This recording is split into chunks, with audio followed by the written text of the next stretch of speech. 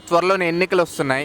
అయితే రాబోతున్న ఈ 2024 ఎన్నికల్లో ఈసారి ఏ పార్టీ అధికారంలోకి వస్తే మరింతగా అభివృద్ధి సంక్షేమం జరిగేదానికి అవకాశం ఉందంటారు?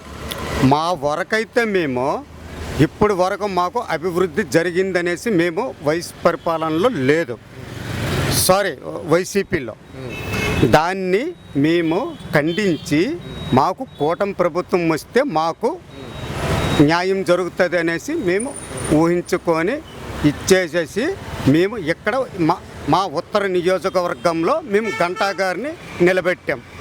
మాది శ్రీకాకుళం జిల్లా, కానీ నేను ఇక్కడ 10 సంవత్సరాల నుంచి ఉంటున్నాను. అది అయితే చెప్పండి అన్నయ్య, తెలుగుదేశం పార్టీ, భాజపా, జనసేన కలిసి కూటమిగా వస్తున్నాయి కదా, వాళ్ళు గెలుస్తారని మీరు ఎందుకు అంత బలంగా నమ్ముతున్నారు? ఇంకోటి, వాళ్ళు గెలవటానికి అంతగా అనుకూలించే అంశాలు ఏమున్నాయి? మాకు ఇందులో వైసీపీ చేసినటువంటి అభివృద్ధి కార్యక్రమాలు మాకు కనిపించలేదు, చూడలేదు కూడా. ఏదో వృద్ధాప్య పింఛన్లు అవి ఇవి అనేసి ఇచ్చేసి కాదు, అది కాదు. న్యాయం అనేటువంటిది ఒకటి ఏర్పాటు చేయాలి. ఆ న్యాయం అనేది ప్రజల్లో ఎప్పుడైనా ఆ రోజు నెత్తి మీద చెయ్యేసుకొని చూపించారు, ఈరోజు ప్రజల్లోటికి అదే నెత్తి మీద చెయ్యేసుకొని తనకు రమ్మనండి, అప్పుడు మేము మాట్లాడతాం. సరే అన్నయ్య, ఇకపోతే ఇప్పుడు మనం వైజాగ్ నగరంలో ఉన్నాము. ఇక్కడ పార్లమెంటు పరిధికి సంబంధించి తెలుగుదేశం పార్టీ నుండి భరత్ గారు పోటీ చేస్తున్నారు, అలాగే వైసీపీ పార్టీ నుండి బొత్స ఝాన్సీ గారు పోటీ చేస్తున్నారు కదా. వీళ్ళిద్దరిలో ఎవరికి ఎక్కువగా విజయ అవకాశాలు ఉన్నాయని మీరు అనుకుంటున్నారు? ఎందుకని? మాకు విష్ణు కుమార్ రెడ్డి గారి మీద బీజేపీ తరఫున గట్టి నమ్మకం ఉన్నది. ఆయన ఎమ్మెల్యే గారు కదా. ఇది పార్లమెంటు పరిధి నుంచి తెలుగుదేశం పార్టీ తరఫున భరత్ గారు పోటీ చేస్తున్నారు కదా, వైసీపీ పార్టీ నుండి బొత్స ఝాన్సీ గారు పోటీ చేస్తున్నారు కదా. వీళ్ళిద్దరిలో ఎవరికి ఎక్కువగా విజయ అవకాశాలు ఉన్నాయని మీరు అనుకుంటున్నారు? ఎందుకని? బొత్స గారికి లేదండి.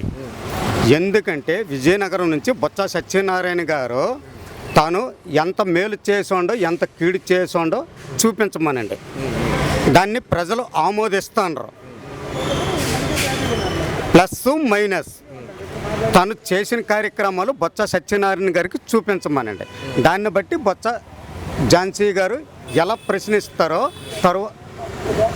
దానికి మేము సమాధానం చెప్తాం. అయితే తెలుగుదేశం పార్టీ నుండి పోటీ చేస్తున్నారు భరత్ గారు ఎంపీగా. అయితే భరత్ గారు స్థానికుడు, అది ఇంకోటి విద్యా సంస్థలతో అసోసియేట్ అయినాడు, గేదం విద్యా సంస్థలతో, యూత్లో బాగా పాపులర్. సో ఇవన్నీ అతని యొక్క గెలుపుకి ఎంతవరకు అనుకూలిస్తాయి? 99% అందరూ డోకా లేదు. కూటమి ప్రభుత్వంలో 99% డోకా లేదు. త్వరలోనే ఎన్నికలు వస్తున్నాయి. అయితే రాబోతున్న ఈ 2024 ఎన్నికల్లో ఓవరాల్గా స్టేట్ వైడ్ ఏ పార్టీ అధికారంలోకి వస్తే మరింతగా అభివృద్ధి సంక్షేమం జరుగుతుందని మీరు ఆశిస్తున్నారు? తెలుగుదేశం వస్తుందని మేము ఆశిస్తున్నామండి. ఇక్కడ మాత్రం అది తెలుగుదేశం వస్తుందని మా ప్రజలందరూ కోరిక. అది ఏంటంటే ఇక్కడ వైజాగ్లోని మేము పుట్టి పెరిగిన కాంచి ఎప్పుడు కూడా ఎన్ని పార్టీలు వచ్చినా సరే అవి పక్కపక్కకే పోయి, తెలుగుదేశం మా తాతల్లాడి కాడి నుంచి కూడా మహానుభావుడు ఎన్టీ రామారావు ఉన్నప్పుడు కాంచి కూడా తెలుగుదేశం కొన్ని చేసింది, అవి మాకు తెలుసును. మా పిల్లలమైనా సరే మాకు తెలుసును. మాకైతే మాత్రం తెలుగుదేశం వస్తే బాగుంటుందని చూస్తున్నాం. అయితే చెప్పండి అన్నయ్య, తెలుగుదేశం పార్టీ ఈసారి రాష్ట్ర వ్యాప్తంగా అంత భారీ స్థాయిలో గెలవటానికి వాళ్ళకి ఎంతగా అనుకూలించే అంశాలు ఏమున్నాయి? అది నాకు తెలియదు భయ్యా. సరే ఇకపోతే ఇప్పుడు మనం వైజాగ్ నగరంలో ఉన్నాము. ఇక్కడ తెలుగుదేశం పార్టీ నుండి పార్లమెంట్ పరిధిలో భరత్ గారు పోటీ చేస్తున్నారు, అలాగే వైసీపీ పార్టీ నుండి బొత్స ఝాన్సీ గారు పోటీ చేస్తున్నారు కదా. వీళ్ళిద్దరి యొక్క విజయ అవకాశాలు ఎట్లా ఉన్నాయి? ఎవరు ఎక్కువగా గెలుస్తారని మీరు అనుకుంటున్నారు?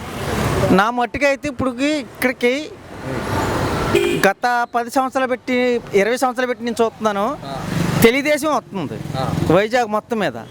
ఎవరు వచ్చినా సరే అలా చెప్పడం అలా పోవడమే. ఇక్కడ వైజాగ్లో చేసింది ఏది లేదు. తెలుగుదేశం ఉన్నా లేకపోయినా సరే మేము ఉన్నాము అని అండగా చెప్తుండ్రాలు, అదన్నయ్య. అయితే భరత్ గారు తెలుగుదేశం పార్టీ నుంచి ఎంపీగా పోటీ చేస్తున్న అతను ఇక్కడ స్థానికుడు, లోకల్, అట్లాగే విద్యా సంస్థలతో అసోసియేట్ అయినాడు, యూత్లో బాగా పాపులర్. ఇవన్నీ అతని యొక్క గెలుపుకి ఎంతవరకు అనుకూలిస్తాయని మీరు అనుకుంటున్నారు? చాలా మట్టుకు అనుకొని వస్తాయి.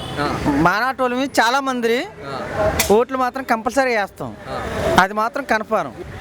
వైజాగ్ నగరంలో ఎమ్మెల్యే కాన్స్టిట్యున్సీకి సంబంధించి వైజాగ్ నగరంలో ఉన్న ఎమ్మెల్యేకి సంబంధించి ఎవరు గెలుస్తారనుకుంటున్నారు? అంటే తెలుగుదేశం పార్టీ వస్తుంది అనుకుంటున్నారా, లేదా వైసీపీ పార్టీ గెలుస్తుందని మీరు అనుకుంటున్నారా? తెలుగుదేశం వస్తుందని నమ్మకం.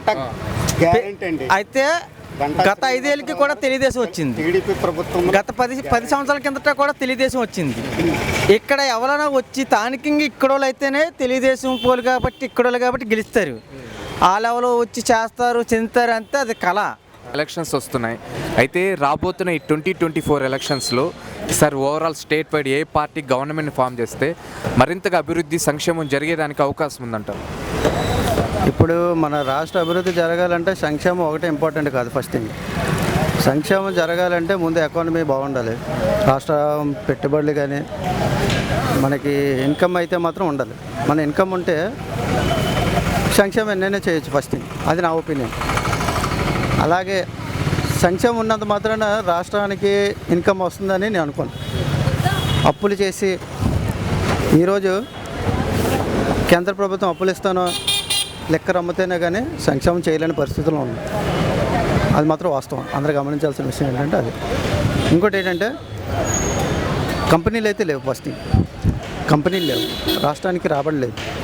ఒకవేళ రాబడి వచ్చే ప్రయత్నం చేస్తుంటే, ఒకవేళ రాబడి వచ్చి ఈ ప్రయత్నాలు చేసి రెవెన్యూ జనరేట్ చేస్తుంటే ఇప్పుడు చేసే సంక్షేమానికి ఒక అర్థం ఉండదు. ఇలా ఇప్పుడు చూస్తే మనం అప్పులు తెచ్చుకొని చేసే పరిస్థితి వచ్చింది వైసీపీ ప్రభుత్వంలో. ముఖ్యంగా ఒకవేళ రెవెన్యూ కానీ జనరేట్ చేసిన తర్వాత మనకి సంక్షేమం చేస్తుంటే ఇది అలా కంటిన్యూ అయ్యేది. ఎన్ని రోజులని సంక్షేమం నడిపిస్తారు? అప్పిస్తేనే కానీ సంక్షేమం చేయలేం, లెక్కర అమ్మితేనే కానీ సంక్షేమం చేయలేం. ఈరోజు రాష్ట్రం నడుస్తుంది రెండింటి మీద, లెక్కర డబ్బుల మీద, రాష్ట్రం ఇచ్చే అప్పులు, కేంద్రం ఇచ్చే అప్పుల మీద. ఇలా ఎన్ని రోజులు సాగుతుంది? సో మన గత ప్రభుత్వంలో 5 years మనం చూసాం. మన ఆంధ్ర ఏర్పడిన తర్వాత, తెలంగాణ నుంచి ఆంధ్ర సెపరేట్ అయ్యాక మనం టీడీపీ ప్రభుత్వం చేసే గవర్నెన్స్ చూసాం, అలాగే వైసీపీ కూడా చూసాం. రెండింటికి డిఫరెన్స్ ఈరోజు గమనించినట్టయితే మనం ముఖ్యంగా గమనించిన విషయం ఏంటంటే చంద్రబాబు నాయుడు ప్రభుత్వంలో అంతా ఒక ఆర్డర్లో, అంటే రెవెన్యూ జనరేట్ చేసే దీని మీద వెళ్ళింది. సంక్షేమంలో కొంచెం తగ్గారు.